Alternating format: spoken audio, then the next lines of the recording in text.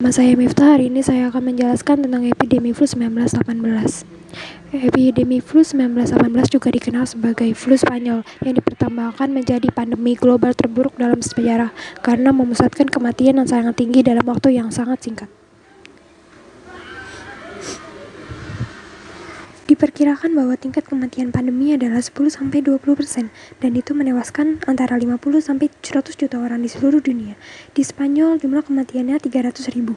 Tidak seperti endemi flu lain yang terutama menyerang anak-anak dan orang tua, banyak dari mereka menyerang anak muda berusia 20-40 tahun serta hewan seperti anjing serta kucing.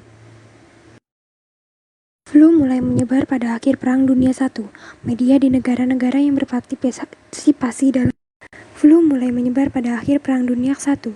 Media negara-negara yang berpartisipasi dalam perang itu di bawah sensor militer, jadi mereka menyembunyikan pandemi. Namun Spanyol bersikap netral, dilaporkan dalam pers pada kasus-kasus baru menggunakan nama-nama seperti demam.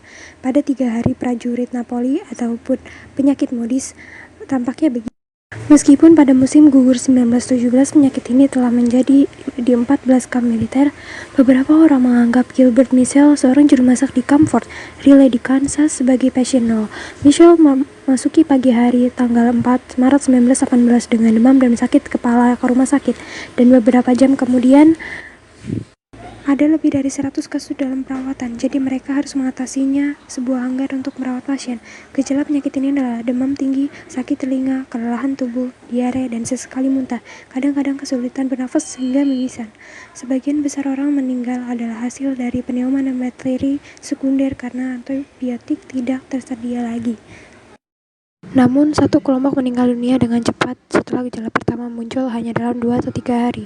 Pada pertengahan April 1918, flu sudah mengamuk di Paris, Eropa Barat, lalu ke Italia, ke Spanyol. Bahkan Raja Alfonso XIII jatuh sakit, dan surat kabar Spanyol mengumandangkan penyakit ini yang menyebar dengan sangat mengkhawatirkan. Seperti pada gambar berikut, sebagian besar kematian jatuh hanya dalam 13 minggu, dari September sampai Desember 1918, dalam apa yang dikenal sebagai gelombang kedua.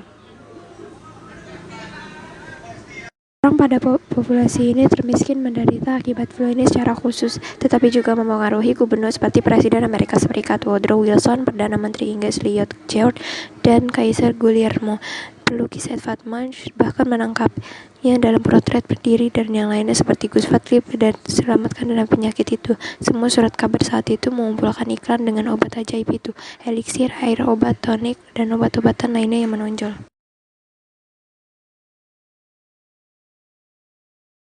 Dokter pada saat itu merekomendasikan aspirin, kina, disiapkan dengan arsenik, minyak kapur, barus, atau minyak jerah. Beberapa bahkan mendorong orang untuk merokok, berpikir bahwa menghirup asap membunuh kuman. Berbagai publikasi medis waktu itu tersedia di perpustakaan digital Hispanik, berusaha untuk menanggapi penyebab epidemi dan melaporkan perkembangannya dan konsekuensinya. Seorang ilmuwan Italia, Profesor Saccone, mengklaim telah mengisolasi kuman penyebabnya penyakit, tetapi waktu membuktikan itu tidak benar. Ketegangan virus menyebabkan Spanyol flu A1N1 tidak ditemukan sampai 1943, dan urutan genetiknya tidak ditemukan sampai 2005. Setiap hari, surat kabar Spanyol mengangkat pentingnya pendidikan hygiene dan bagaimana caranya tugas ini dilakukan di Jerman. Dari sekolah-sekolah dan mimbar membuat jumlah kematian akibat flu sebelum perang yang terendah di seluruh Eropa. Mereka juga memperingatkan bahwa pasien yang tidak mengalami gejala apapun disebut pemulihan dapat menjadikan fokus penyebaran epidemi, sehingga mereka merekomendasikan untuk mempertahankannya 1 atau 2 minggu lebih dari isolasi. Penggunaan topeng kain menjadi wajib bagi semua yang melakukan pekerjaan pelayanan publik. Langkah ini adalah rekomendasi kesehatan yang dibuat untuk seluruh populasi untuk mencegah penyakit menyebar dengan mudah.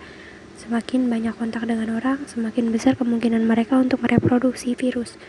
Pemerintah mulai mengambil langkah-langkah pencegahan untuk mencoba menghentikan krisis ini. Teater, sirkus, bengkel, pabrik, dan tempat-tempat umum didesinfeksi dan beberapa acara ditunggukan.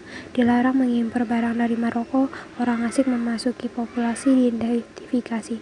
Biaya kuliah dan ujian diperpanjang tanpa batas dan rektor bahkan diberi kebebasan untuk menangguhkan kelas jika mereka mau. Gelombang ketiga dan terakhir lebih jinak karena banyak orang yang sudah diimunisasi, memberi pandemi yang terkendali pada musim semi 1919. Dan penyakit itu berakhir dengan sendirinya pada musim 2020. Virusnya telah hilang sementara dia menenangkan pertempuran melawan yang terlemah, sisanya diimunisasi. Sekian penjelasan dari saya, terima kasih.